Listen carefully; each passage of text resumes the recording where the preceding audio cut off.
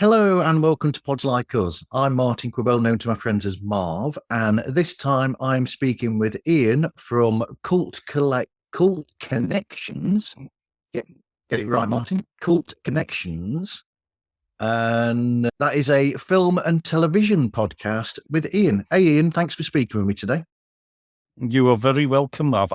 Can I call you Marv by Of course you can. Of course. Excellent, good. Have you got a favourite film or television memory from the past? Oh gosh, that's a good one. I think the television memory. I think we all they're scared, or they're a little bit scared sometimes.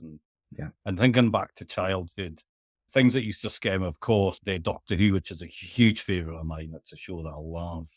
Things like that. But one that really sticks in my mind is the TV series from, I think it's 1991, which was the day of the Triffids. So the BBC, their TV series, and that absolutely frightened the life out of me. And that sticks very much in the memory. And even these days, and I've watched the series a good few times over, but even now, just the title sequence and the music, and it sends their chills. And so that's, I don't know if that's a favourite memory, but that certainly sticks in there, the mind. I would go with that one, I think, yeah.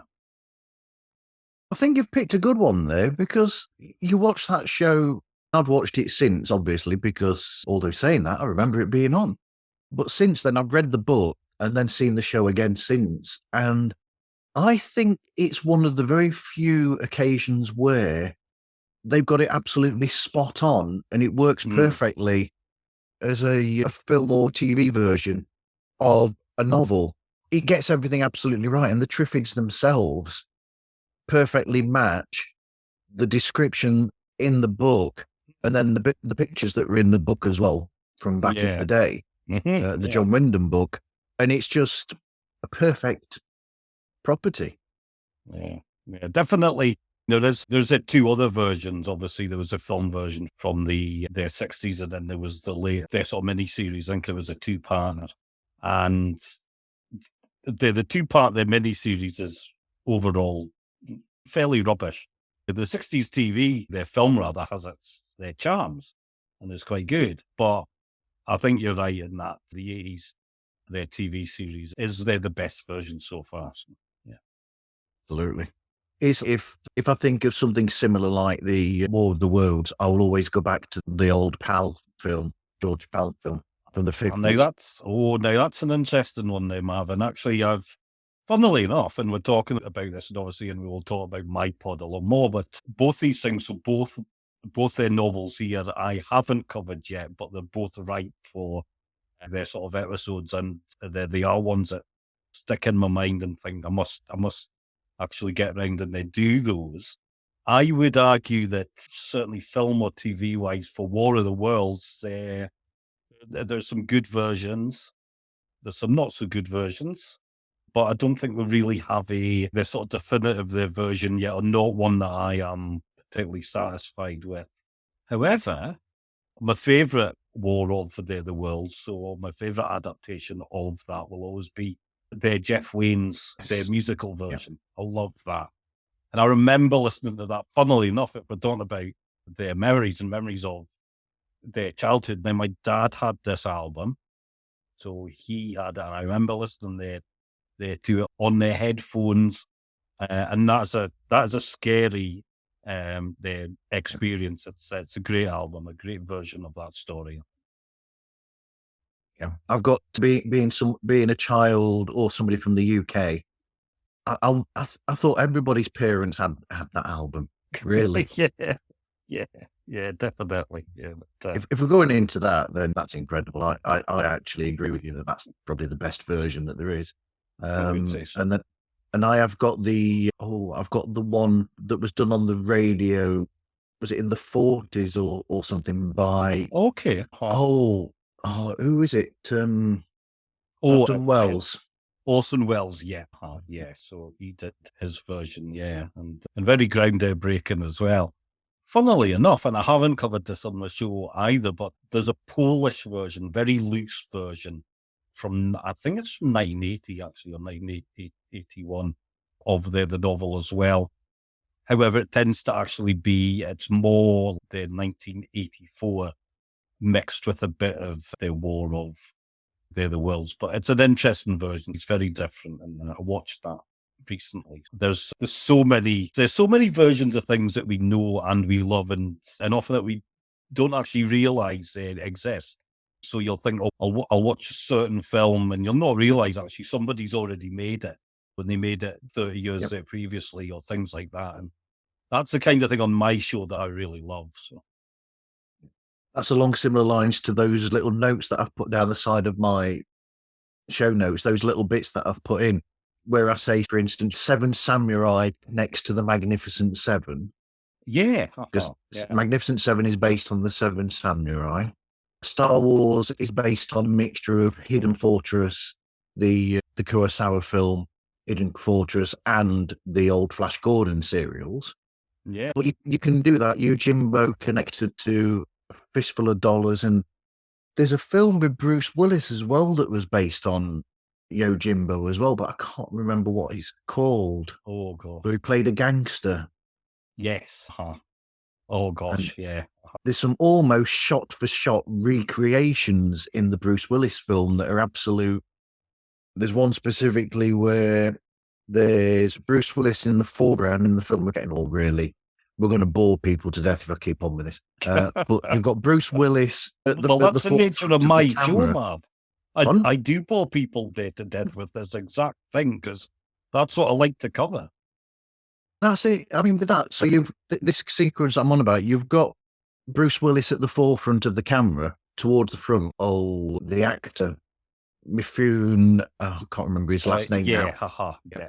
That he was in the forefront in the shot in the original version, Yojimbo, and then in the background, you can just about see. It's not quite visible, but you can see almost like a horse or some horses in the distance. And on the Bruce Willis film, they're replaced in the New York landscape in the background by cars in the distance as well. And it's exactly the same with the same sort of blur on those things in the background as well. They've basically done an exact copy of it. Yeah. And this is, I think, actually, funnily enough, and you're giving me ideas for their episodes for my show, Marv, which is great. But yeah, you're absolutely right. Like, our favourite films or shows, they don't stand on their own. They do reference other things, or some of their stories are so strong that they end up getting remade or adapted, as it were, in lots of different ways. Because I don't like the thing of their sort of remakes as such as that you're they're adapting stories, and every film they make has their sort of vision of it, and that's absolutely fine for me. People go on about the original storytelling, and I'm like, there probably hasn't really been since about 1930s. Yeah, that's just the nature of it, yeah. And instead of criticising film makers for it, we should actually celebrate it and just say, actually, why not do new versions of their things and see what comes out of them? With that in mind, going to War of the Worlds, I'm going down tangents already. Do you think that the famous or infamous one Steven Spielberg directed with Tom Cruise, do you think that version of the War of the Worlds might have fared better because it was very much slammed by a lot of people? I don't think it's an awful film. I think it's an interesting film, but do you think it might have fared better if they'd have given it a different title and just called it blah, blah, blah, blah, blah, whatever, and then just put based on or inspired by War of the Worlds in the credits? That's an interesting one, isn't it? You can probably, like, things will be loosely based on their things, or a lot more maybe faithful to their source, their sort of material.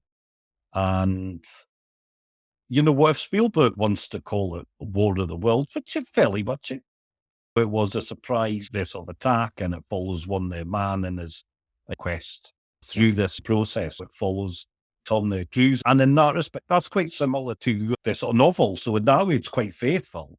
Yet it modernizes it, it's a different setting, etc.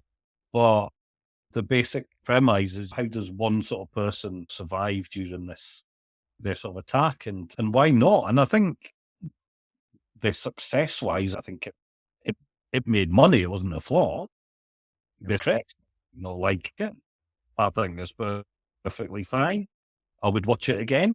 I've got nothing anti about the film, and why not? If something that there's a new, well, say new, but there's an Anglo-French sort of TV version at the moment. So that's out. The BBC did a version not that long ago. I'm sure in 5-10 years' time, someone else is going to make it, and yeah, why not? They're the more they're the merrier. Well, there are films where they are based on, for instance, some people might not think about, say, West Side Story is essentially a retelling of Romeo and Juliet, for instance. And that's famously, they even admitted when that first came out in the 60s or late 50s that it was a retelling of that. But it's one that works, and sometimes they work. Yeah. Things like Robin Hood. It's like there's countless versions of their story. And why not? King Arthur. There's bound to be another film version come along in 5 years' time and do that one. And there's plenty of scope out there. And I think as well, if you've got a favourite version, then that's great. But one of the other versions will be someone else's favourite version. And there's room and there's scope for them all. So why not? So there you go. Somebody needs to remake The Spaceman and King Arthur at some point. I'm sure Disney have that lined up. I'm sure they're gonna spin that one out. Yeah, why not? They can even bring Jim Dale back out of retirement, or out of the sound booth, because he does all voiceovers now. Jim Dale. Yeah, no, is he not Harry Potter? Did he not do the audiobooks? Yeah, very successfully. And he's the voiceover guy for a few American television series as well, the narrator in a few of them. Good for him.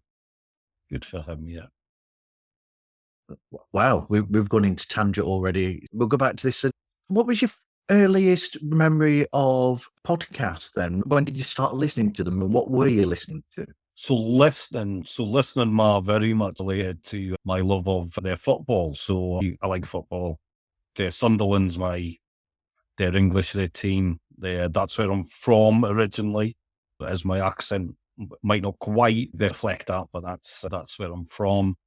And so listening to a lot of football podcasts and podcasts about their Sunderland, and just for that sort of aspect. And then I got friendly with someone who does their own podcast, and he invited me on theirs, and I was a regular on that for a while, talking about their football in their sort of general.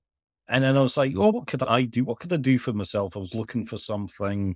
Always loved films, their TV, always been a bit of a this nerdy kind of person in that respect. Like all the old cult sort of favourites and things like that. And I was like, what could I do with that? But was listening to some shows and having a look at what was already out there. And very much from the off was very mindful of, I've got to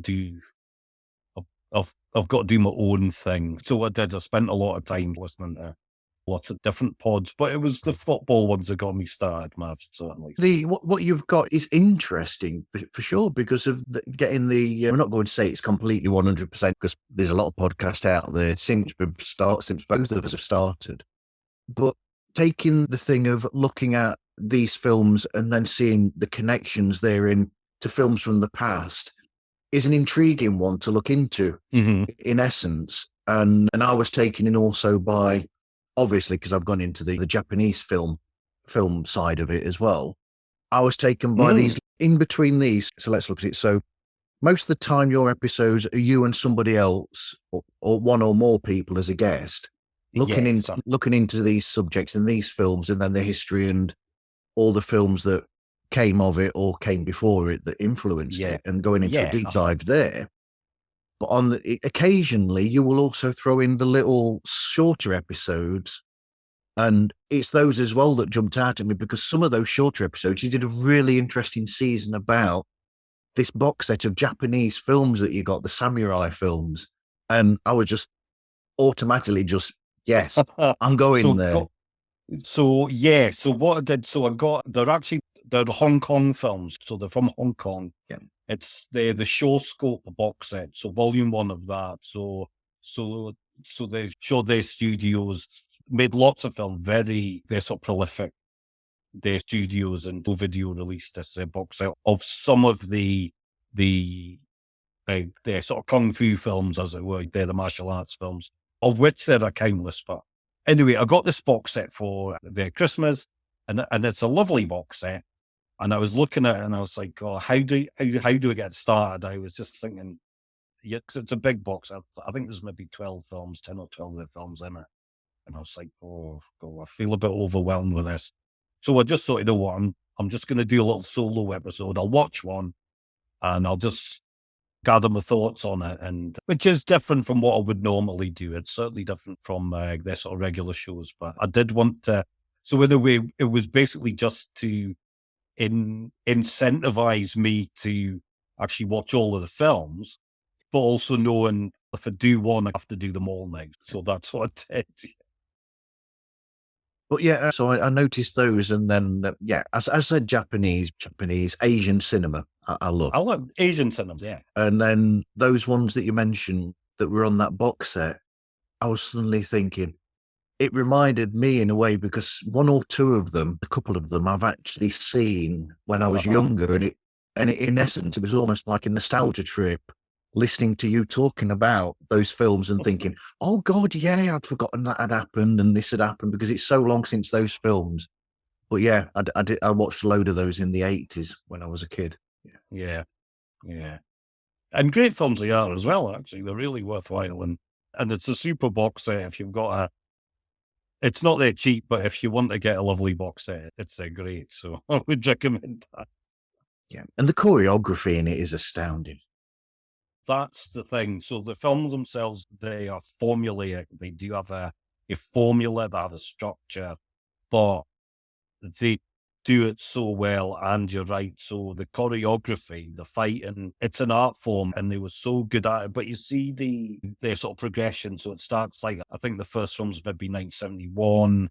Then the final film in the box set's about 78 or 79. But you can see the progress that they make throughout those films. And then the latter ones, some of the sequences they are amazing. They are an art form. But again, doing that sort of research, and we think of Kung Fu and it's all martial arts, or fighting skills as it were, but actually it comes from sort of Chinese, their sort of ballet. So it's like juggling and their sort of gymnastics and all kinds of different sort of elements all woven in, give you these great sequences. It's really good fun. If you go into the minutiae of it, then you can say that, because people, even Jackie Chan, he's a trained dancer from when he was younger, and he said that. Yeah. And then not going away from Asia, but somebody else who's known for fight films, or films that have got really good fight choreography in it. Van Damme was originally a dancer as well. Yeah, very much it does. It's that their sort of choreography, because what you have to do is work out your moves to do these sequences and show, well, actually what's going to work, what will work up on the screen, and they practice it and they'll get the moves right down so they can do these sequences in 2 or 3 sort of takes, and they're done. Yeah, and it's their craft work. It's the craft of it. It's an art. It really is. Jackie Chan, I've always seen him in a way as a cross between a really good dancer, but mixed with the incredible, I don't know how to say, almost athleticism in a sense, and humour of Buster Keaton. Yeah, that's an interesting one. Funnily enough, good sort of Jackie Chan obviously emerged more in the sort of 80s, so late 70s, early 80s.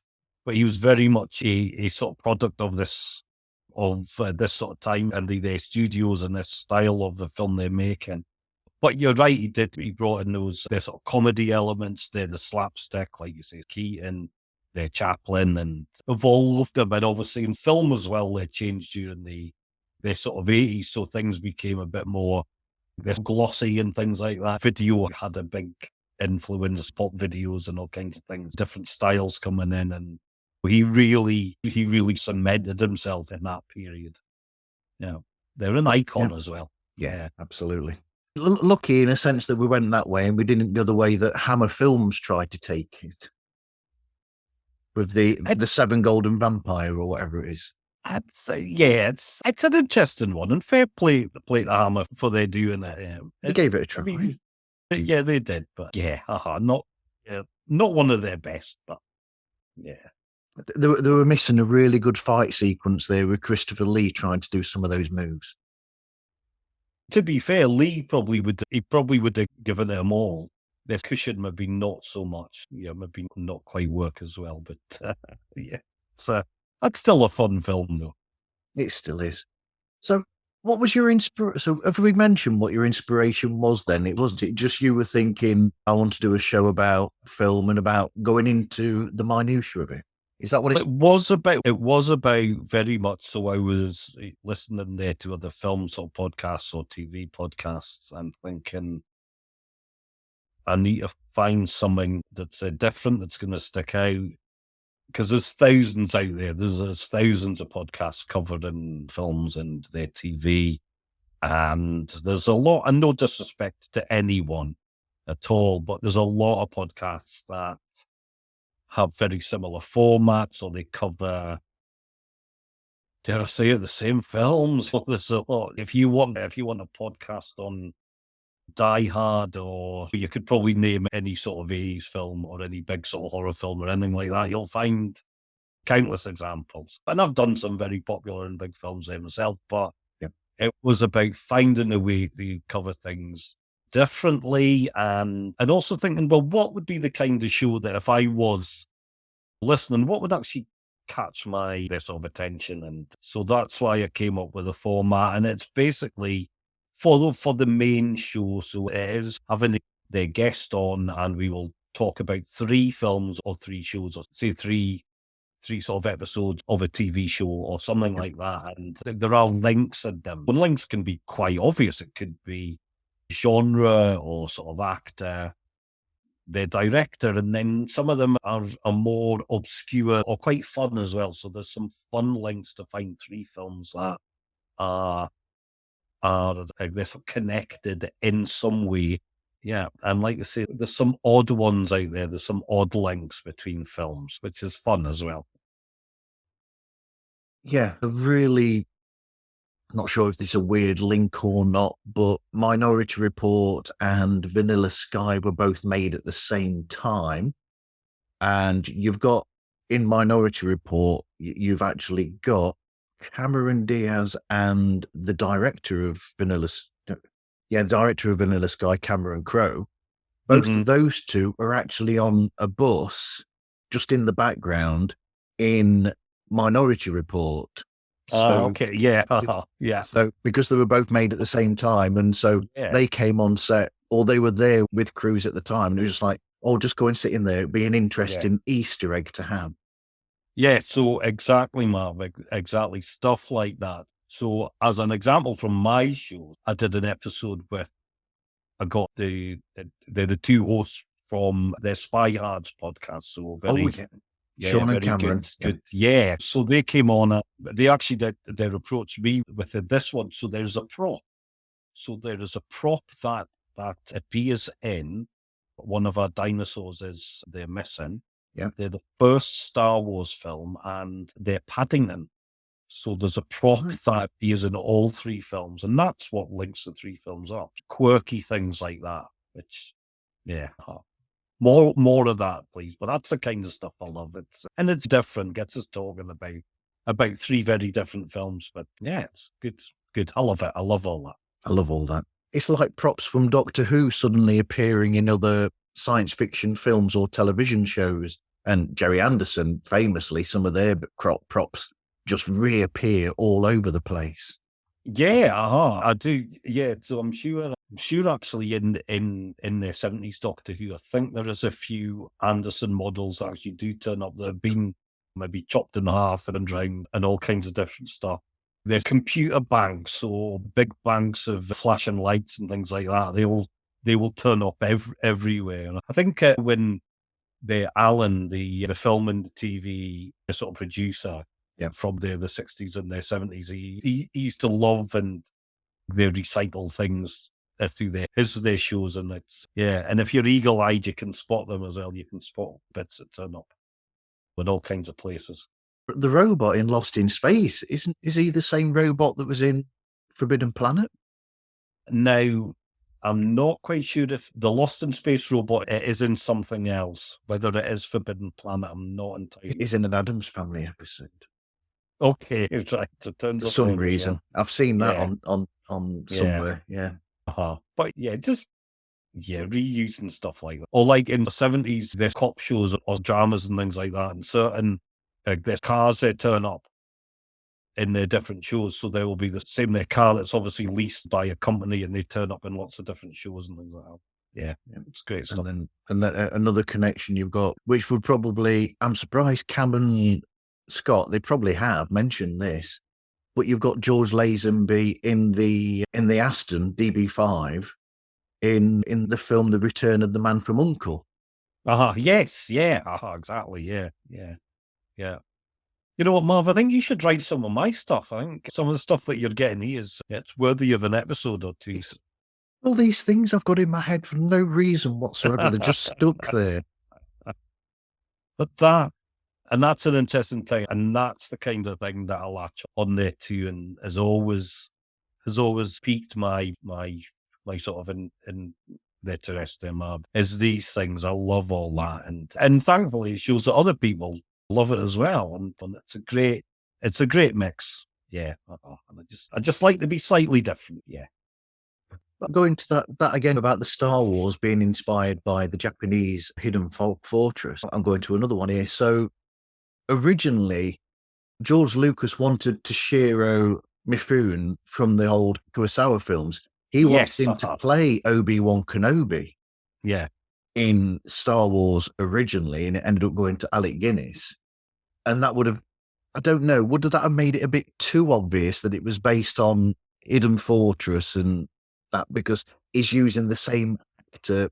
Probably for what we do know with Star Wars was that it was a huge success. It got audiences in, it got a younger audience in, huge worldwide their success. So I think actually for the majority of people who would see it, they wouldn't look at that. They wouldn't think that.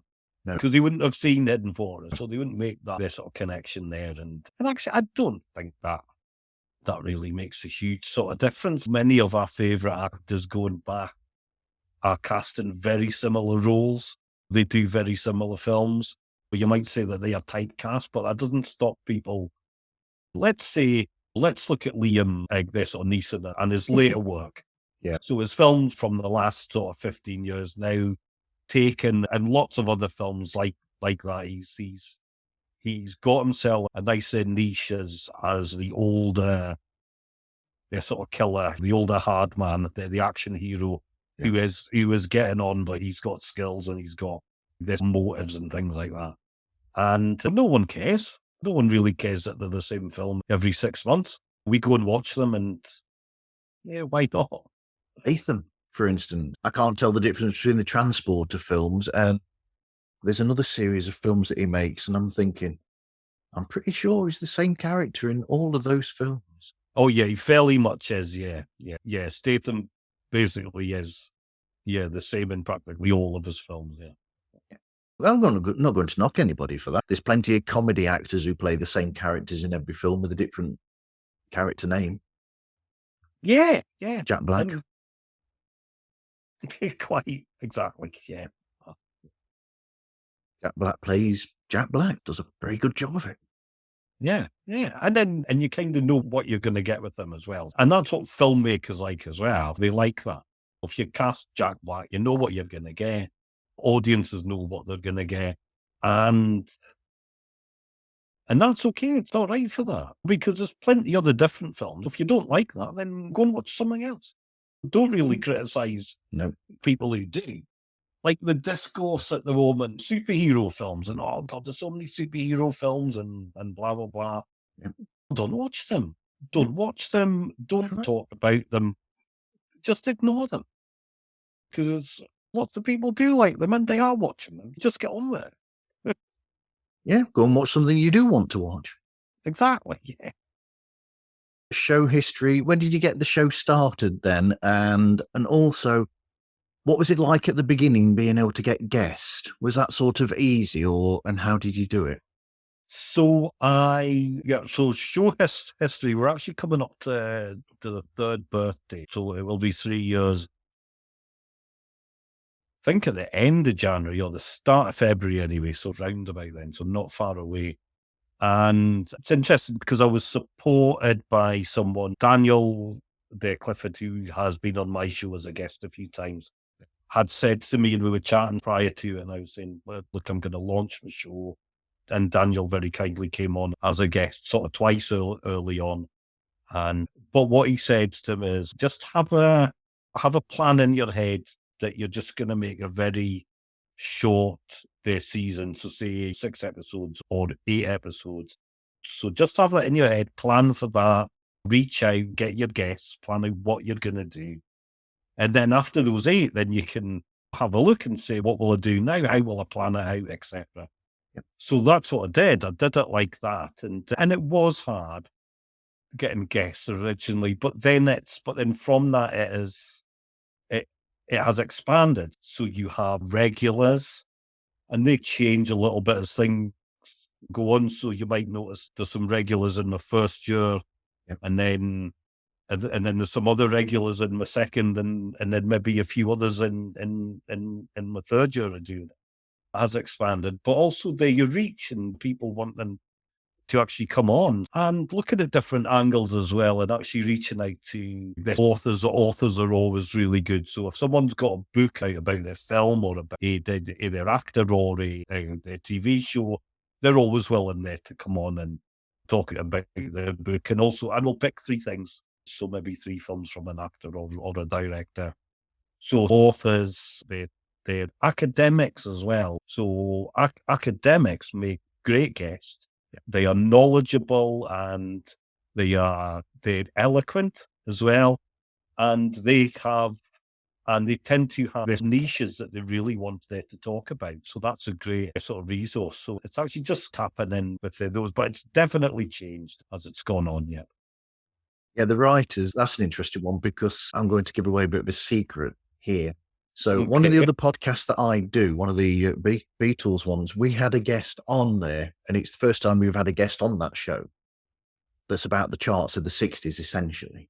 And we had this person on there and who was talking about the charts in Canada and the similarity between, or it's like almost a cross between what you had in the British charts and in the American charts. So they were getting the Beatles before America did because they were influenced by English, because of it being English colony and everything. We had him on as a guest, and because of his knowledge, they were able to just back and forth, the 2 co-hosts, and he just carried on talking. I think there was one bit where he talked for about 7 minutes without anybody. They just let him go, essentially. Yeah. And only my 2 colleagues, or only the person that was controlling the call, one of my colleagues, co-host, only he knew that my signal disappeared completely and I had to reboot the broadband back up again. Yeah. And they didn't even realize during that 6 or 7 minutes that he talked that I'd been knocked off and come back on again. And was he worth it? His knowledge was incredible. Yeah. Yeah. When you get somebody that writes about a subject and you bring them on to talk about that subject, you've hit that mark where you can just almost pull the cord and let them just go and do the thing. Yeah, definitely. And they make for great episodes, and that's it. And they will enhance your show. And some of my best episodes are definitely with these writers and these academics and things like that. They do bring a certain something. Yeah. That's why I've always said as well, one of my suggestions, this is a lot earlier for this, And normally I ask other people, ask the guests for the advice for podcasters. But that's why I've always said that one piece of advice for podcasters is, if you're thinking of starting one, start one on a subject that you love, because then you're going to just be really happy every time that you come to record. You'll be hitting something that you want to be doing. If it's something that you're just doing because you're following a fad and you're only minorly interested and you're just trying to follow a fad, you might get irritated with it. But if it's something that you absolutely love and it's a part of your life, then that you will make something that is good. Yeah, definitely. And I think for me, I've got very broad scope, so I will do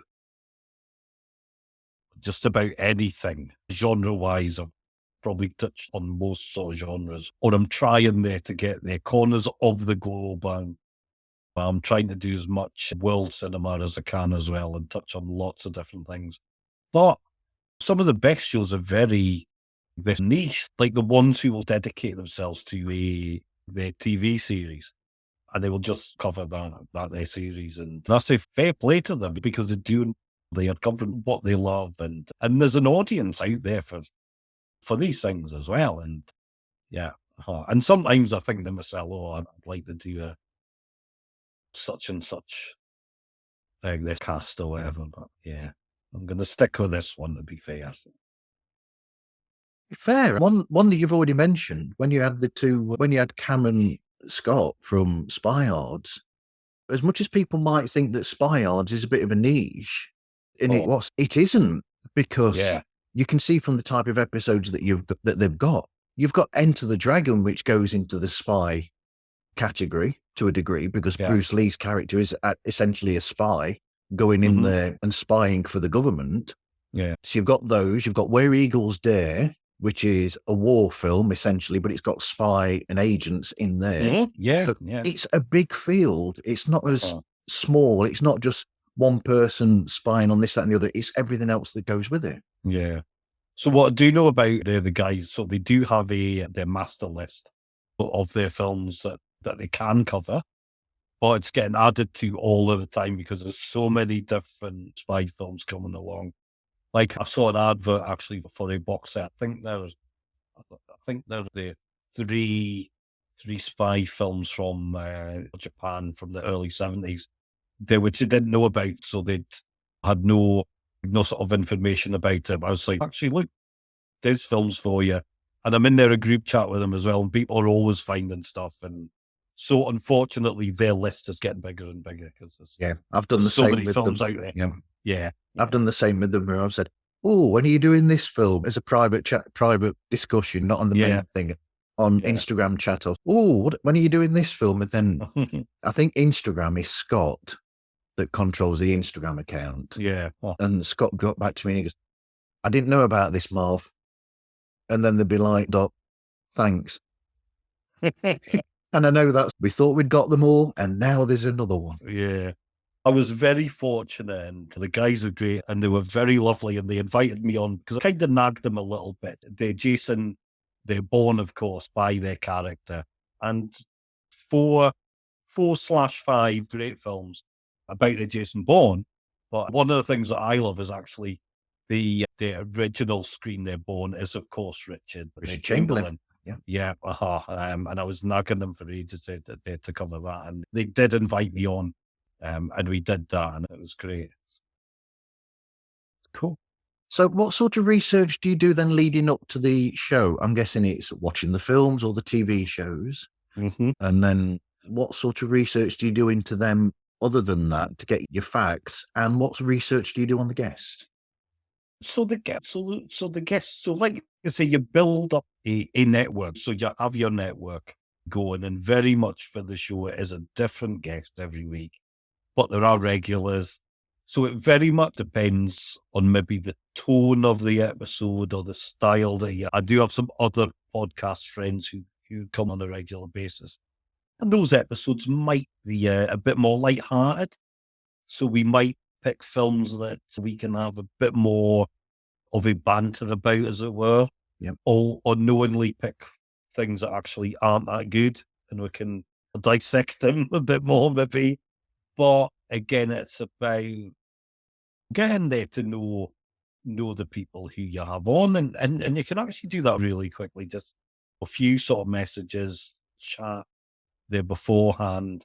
What I would say with my format is it's quite rigid in a way, as in, so if I'm asking a writer to come on, I will say to them, look, you pick me 3 films of so and so. You're the expert. You give me 3 films that are a good, that represent your notation of the person or the genre or whatever. And from that, actually, I like the chat to feel organic. So I will do research, we'll have notes, and we will cover certain things while we are talking, but I like the conversational feel of it. It's not too structured, but also I would say format, and as a host, I'm very good at moving the conversation forward now and making it seem very smooth and quite comfortable and homely in a way as well. I like to think so anyway. I hope it comes across like that. I try to do the same thing. I try Yeah. to make it sound natural and not forced. Yeah. It was a bit more forced when I first started. I will say that. I will say, I must admit, and this was, and this is something that and I don't know about you, man. I don't know if it's like me and you study your downloads. I do look at them. I look at them a lot, but it's when you know someone, so that you've got a new regular listener, but they've gone back to early episodes, and you're like, oh no, I hope it doesn't put them off. they're not as polished and not as smooth as they're the ones now. But one thing I'm very pleased about is that the format basically has not changed really Okay. at all. So I had my format down pretty rigid from the start. It's just the sort of producing of it that has actually gotten better. But so the format was always did you always have these little individual episodes in the No. original plan as well? Or is No, that something no, that's just so- come as a side project? The side project, yeah. And so, like, the main show, or what it was called, so the main show is always a specific topic with the 3 things every episode. So that's what the main episodes feature. That's what they are about. And then a couple of little strands from that. There are confessions, their episodes where I finally get round to watching either classic, which I've never seen. And we've all got that because we can't watch everything, but there will be films with big names, their reputations that we've never watched. And I was like, I must get around to that. So there's some episodes doing that. So that'll be a single film with a guest, usually someone who loves this film. And they're like, what? You've never watched? They're The Shining, they dare I say it, Marvin. It took me 40 years to watch. But they're films like that. And then I've done some TV, their sort of reviews. So I've done like the more recent, their Star Wars series, mostly just because I like them and I like to talk about them. But when it comes back, it always comes back to the main format, which is a topic and 3 things about from that topic. So always go back to that. It's my show. I've tried launching them as their spin-offs, but I always bring them back to the feed because I'm just like that. And like I said, it's my show and I can do what I like. But the main format is always, it's fairly much they're the same. Then you recording and editing then, how do you go about that? I press record, and if there's no technical arse-ups after I press stop, that's it, fairly much done. I will edit out their sort of bloopers and things like that. So if there's technical, their sort of mistakes and things, they will get edited. But generally, the conversation is as it is. There's another reason for that, Marvin. It's a more personal reason, and you might not pick up on it. A lot of people don't. But as a child and they're growing up, and to this day, verbal fluency is something that I've had challenges with and had to overcome. And I stammer.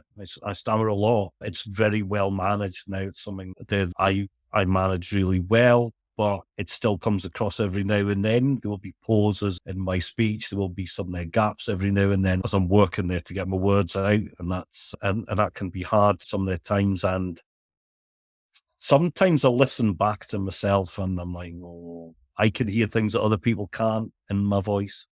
and I could actually polish a lot of that up. I could cut bits out, but no, I don't do it, and I'm not going to do it because it's not right. So there is that as well, and that's a personal thing. I used to cut those bits out when I first started, and then I felt like it was a bit almost robotic when I did do that, so I stopped doing that. And I just listen now to make sure that the conversation 'cause it's flows not- and it sounds good, really. Yeah, and as well, Marv, it's about how we talk. It is about how we speak normally, what our conversations are like. And you do hear it every so often in the podcast world, and you will hear other podcasters, and they say that they will edit it out every time someone goes or, and I'd be there forever if I was doing that. I'm not doing that. Hey, no, it's not, and it's not natural. No. I know I can see why people want to be as smooth and polished as they can, but that's not for me. Thanks very much. Yeah. So editing only if things go drastically wrong. Is there a lot of editing in the show? Yep, stops for the toilet, they go out. Oh yeah, yeah. When the cat wakes up and it makes a noise in the background, then yeah. Or when a delivery comes that you're not expecting at that time and you suddenly get a knock on the door. Exactly. I've had that before. It's fine. Yeah. I've actually been waiting all day for a delivery, but it's not come yet. Wonderful. Music and logo of the show. So the logo's been there right from the start. My friend Chris, who is a guest as well, he is an occasional guest. He is an animator and he does this sort of graphics, and he's worked on a few things that you might have seen in your time. And I nagged him, and he did my logo. They're reluctantly, and I don't really go in for episode artwork or anything like that. So my logo's my logo. There it is. I like just to keep things plain and simple. Music I have changed, so I have changed that a couple of times now. And someone actually wrote me some of their music. So my current music, someone wrote it for me. So Josh, the Wilson, who does they're super familiar with the Wilson's podcast. He wrote the theme, their music at the moment. So I am very grateful there to him. Right. The logo, I have done it where I've put like the logo of mine. It's got like a dark space in the bottom corner where I can quite easily just put that person, the guest, whoever the guest is, what their show is. I'll just put that in the corner occasionally. Well, then that would make sense for you, Marv. Yeah. Yeah. But these shows where their artwork, their logo isn't there, when you search through, in essence, because I listen to so many podcasts, and if I'm going through my feed and I'm looking for, I want the next episode of this, in some ways I'm looking for the artwork because I'm subscribed to nearly 500 different shows, essentially. So do you know what I mean? It's a bit of so there's a familiarity to logos. I can understand people changing them specifically for the subject. If it's like a history show, we'll have a picture that shows what this subject is. But at the same time, it's not their show art. So if somebody's just flicking, trying to find that show, they might flick past it by accident. Yeah. Yeah. So actually, Marv, I don't really know how to do stuff like that, so it doesn't get done. It's as simple as that. In fact, I'm surprised I even make a podcast. It is a miracle that anything goes out. It really is. But there you go. So here we go then. I picked up on this because I've been listening to these episodes recently. This one that I've got for a bit of a talking point. Ian's go-tos or go-to for Asian cinema. I don't know, 1 or 3 films that you would go to that you think would be a good introduction to Asian cinema to people. Oh gosh, Asian cinema. Okay, God, you've really put me on the spot there, Marv. Now I've got 3. Yeah. Have you got 3? Okay. I will go for, and this would just be personal favourites. As a more arty film, I would go for Women of the Dunes. Yeah, which is I like that film a lot. Very, very captivating. Fantastic drama. Yeah. I will, do a pick they do pick a monster film or a crime film or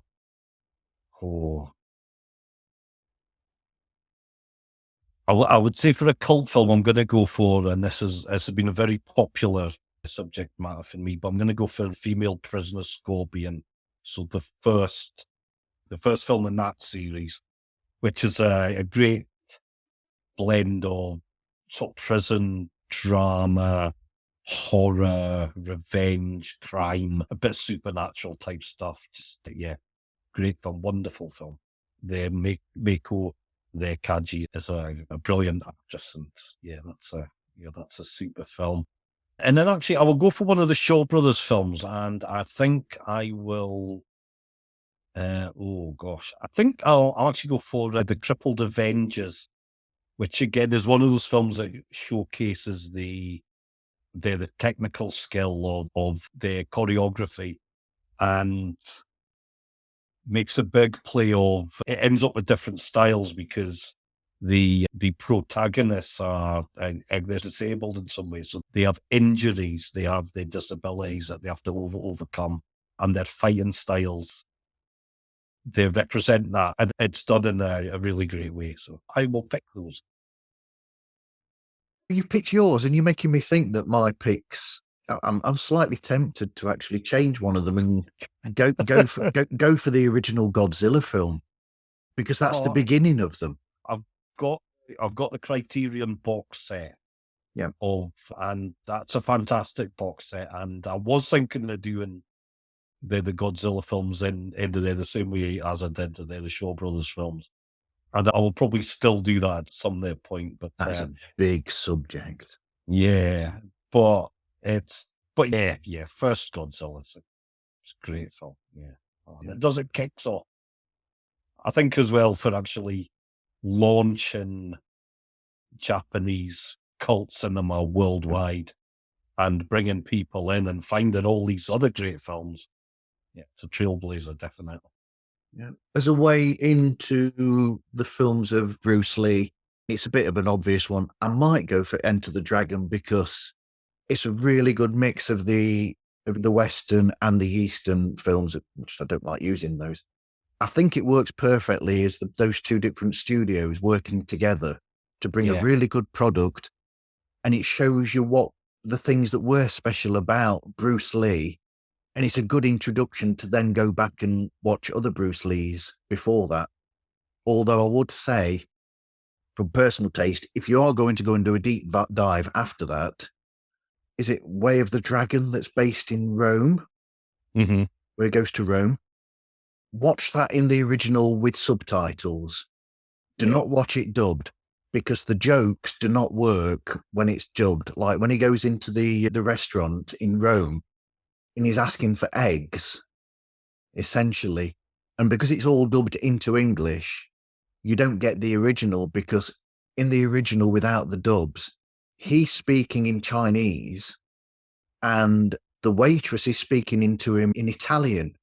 And the joke is that he's going eggs in that, and he's saying it in his language, and they're trying to understand him, or he's trying to say it actually in Roman, and he can't in Italian. He can't quite get the pronunciation right, and that's the joke: is that he's not quite got the pronunciation right, and she can't understand it. But because they put it, they overdub it, everything into English, people watch that bit, and it's like, why is that funny? What on earth is this? Yeah. What is that? But you miss the joke there in that. And probably as a third one, I feel bad because there's some really good Indian films as well that I could have picked. Yeah, I haven't even touched on that yet. I'm still going to say of relatively recent, over the last 25 years, I still think that Crouching Tiger is a beautiful film. Yeah. Crouching Tiger, Hidden Dragon, the filmmaking on it is astounding, and the actual backgrounds and the external shots, and a beautiful country. Yeah, definitely. I know. And you know what? If you asked me there tomorrow, I could probably pick you three different films, and for you, Marv, you're probably the same. But there's so much out there. In a way, what's sad is that we'll never ever watch them all either. There'll always be something that we've missed out on. But yeah. tomorrow, he asked me tomorrow, I might say, oh, I don't know, Mongol, Hero, or even The One. Yeah. Exactly. It's a huge thing. Yeah. So what episodes of your show do you think stand out for you personally, or people would be good going into? Oh, good. Pose. Oh. It's an interesting one because it would depend what you like very much. So there would be ones I would maybe recommend if you're a sci-fi fan or a horror fan, or there's actually probably episodes I would recommend because the guest is really great. They're regardless of what we're talking about is. I will say actually if you're a sci-fi and a horror fan, and a very early episode was called Who Goes There, which is about the novel called Who Goes There, which was adapted many times, and it's best known as 1982's The Thing. Yeah. But there's lots of other versions out there, so at least 5 sort of screen versions of it, and we talk about the 3 different ones. So that's a good one. Horror, I've done a lot of horror. It's my favourite Carpenter, by the way. Really, The Thing. okay. Yeah, it's a great film. It's a super film. I haven't actually covered the Thing itself. That's the trouble. I've only covered the other versions, not that one. But horror films, I covered the Friday the 13th. I covered parts 4, 5, and 6, which actually link up there together. So there is a return in their character in all 3 of those films. Who's not Jason. Jason, he's not Jason. So that's a good one. That's a good fun episode. Guest wise, I've had the wonderful Kevin John Davies, who started life as an animator, and he worked the Hitchhiker's Guide, their TV series, their Blake 7, Terrorhawks. Did some films, worked on the Who Framed Roger Rabbit. They're producing, did some of their documentaries.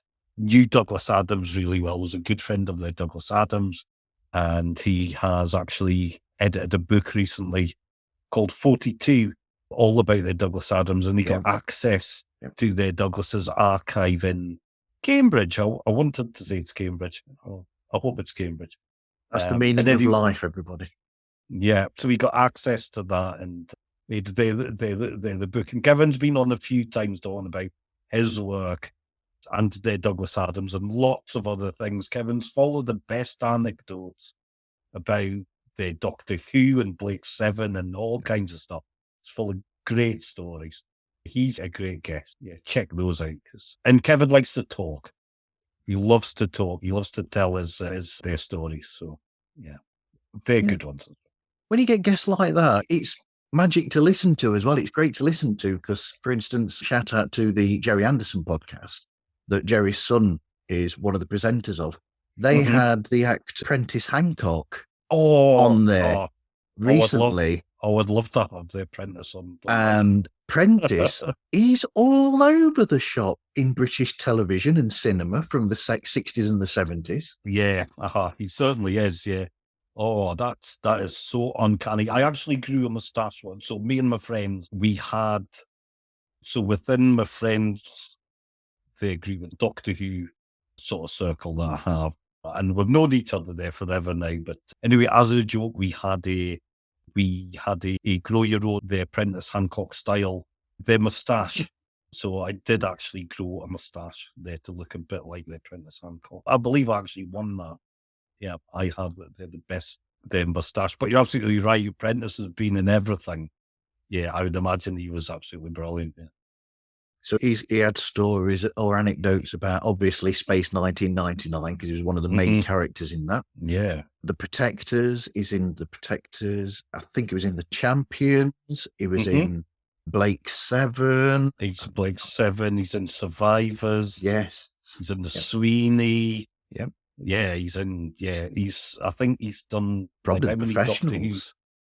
I think he did 4 or 5 the Doctor Who's in the 70s. So yeah, he's been around.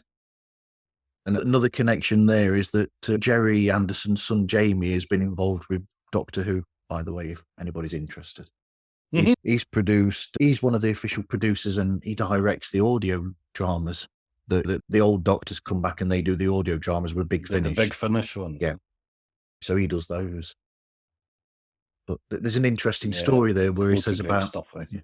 He says an interesting story about his dad he was so disappointed because his dad wanted him to be into this, that, and the other. And his dad was saying in this interview that they played this clip, and his dad said, "Oh no, he just wants to. When I go to these events, he says he just wants to go to the stand that's about Doctor Who."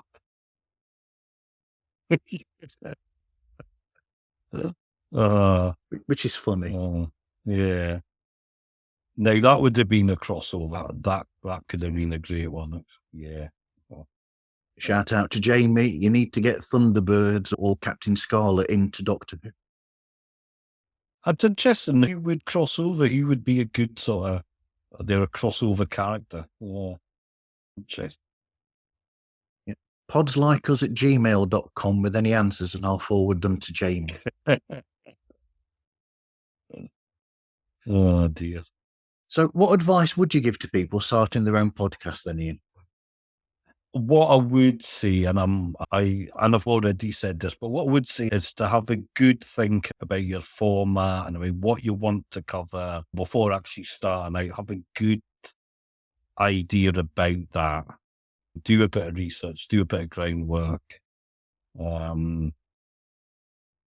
However, saying that, it's a podcast, so you can do whatever you absolutely want to do as well. So actually don't let anyone tell you what you can't do. But do have a good think about, and as you said, Marv, about what you would like to do. What does really take your fancy? What are they passionate about? And really go for that. Or pick something that, actually if you're a fan of a TV show, and even if it's a limited one, even if there's not that many episodes, you can do that and get finished. It's there. And it's there for people to find. And so actually do what the hell you want, because that's what we can do.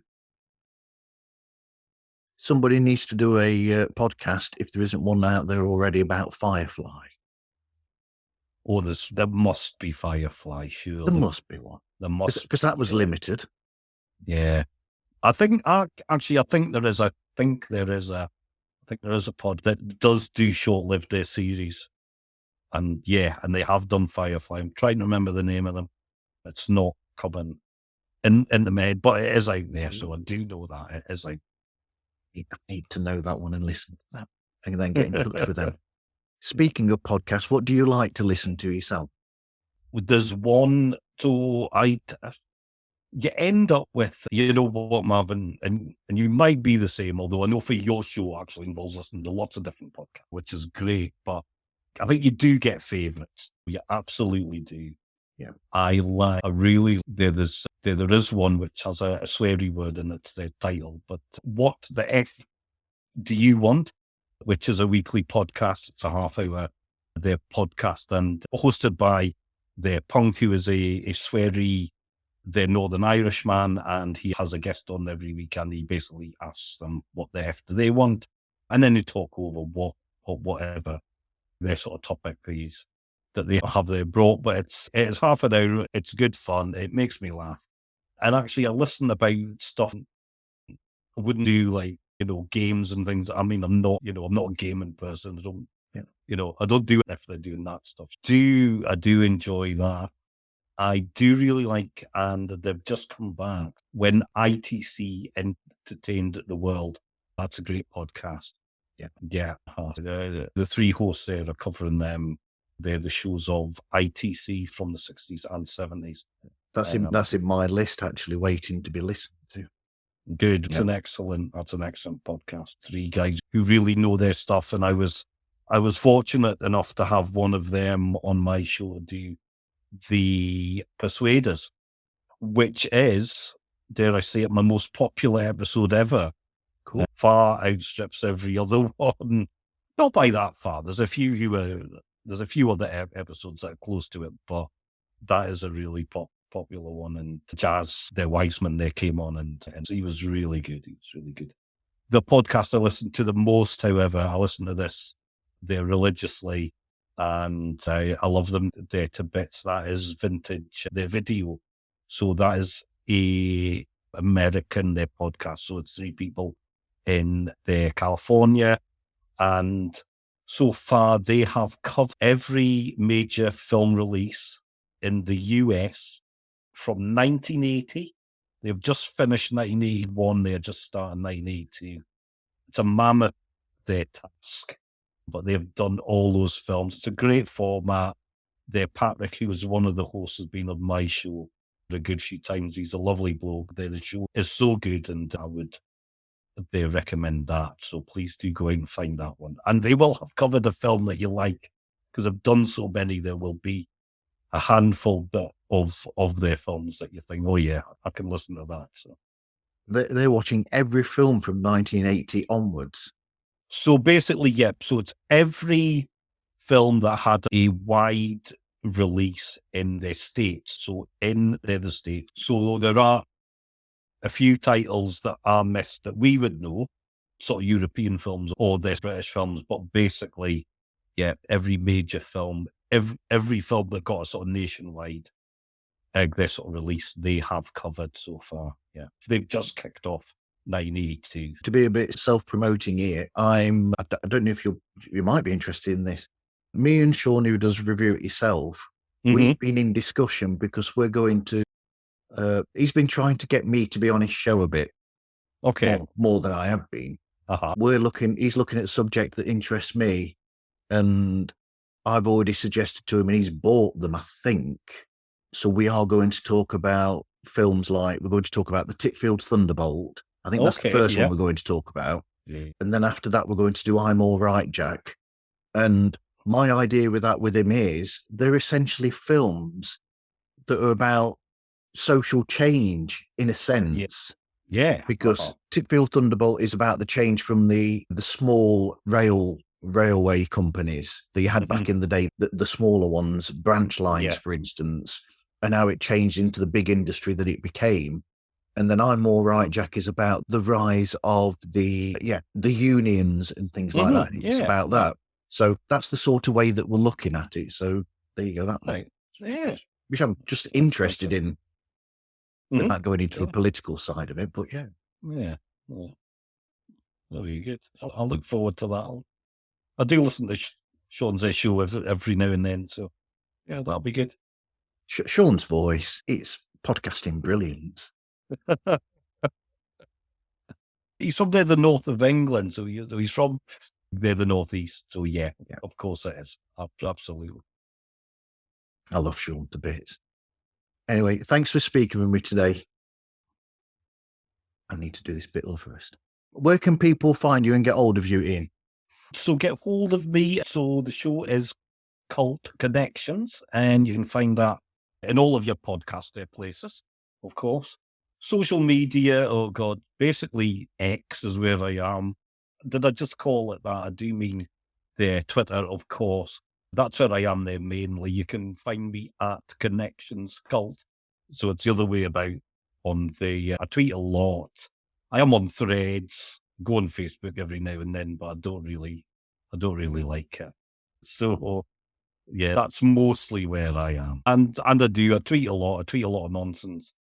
So yeah, you can follow me on there. I do talk about films and their TV and their biscuits and all kinds of stupid stuff. Yeah. That's cookies to Americans. Yeah, yeah. I think someone actually commented on that with their sort of question mark. I don't mean whatever they call biscuits, because they look like scones, I think. So. Yes. Yeah. That's what they call scones. Yeah. That's right. So anyway, thank you for speaking with me today. This was great. You're very welcome, Mav. It's been good fun. And actually it's nice to come on and talk about the show and actually not have to do that much work for it either. So that's a pleasure. It's fine. I'll do the work this time. Yeah. Says the man handing it to the editor. Anyway, you can find Pods Like Us on all the socials. Yep. Instagram, Twitter. I still call it Twitter. Threads. There's a TikTok thing that puts video clips up now, which is interesting and new, and it's weird for a 53-year-old to do something like TikTok. There you go. And you can contact us, as I said earlier, on podslikeus@gmail.com. Anyway, thank you everyone for listening, and hope you listen again to another episode of Pods Like Us. I forgot my spiel towards the end. Oh, I thought you'd have had it down perfect, Marv. You would have just. I usually do. Dear me. But it doesn't need to be. It doesn't need to be polished. That's obviously you'd like a bit of polish. You would like a bit of smoothness and such, but it doesn't need. That's the thing. We're not going to conquer the world, unfortunately. No. I am not BBC Radio 4. No, exactly, yeah. And if we were, we'd already be there. We wouldn't be sitting doing this. We would be doing something else. So. That was the funniest thing. All the radio DJs doing this during the lockdown. Yeah. And watching them doing all this. And because I remember one of them was saying, oh, I'm sat in my wardrobe, essentially. That's what they'd done. They'd sat in a wardrobe and we're having to do the radio show for Radio 2 in a wardrobe. And I'm thinking, some of us have already been doing this for podcasts. Yeah, exactly. It's nonsense, isn't it? Yeah. Well, so they can go back to whatever they do. And let us do our bit.